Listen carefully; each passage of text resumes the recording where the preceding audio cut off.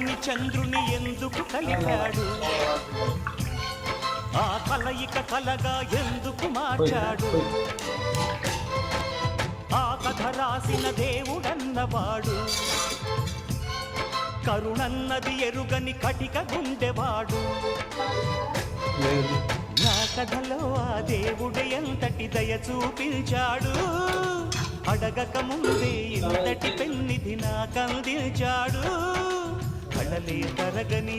చంద్రుని నేస్తం చేశాడు ఎప్పుడు వాడని కలువని చెలిగా ఇచ్చాడు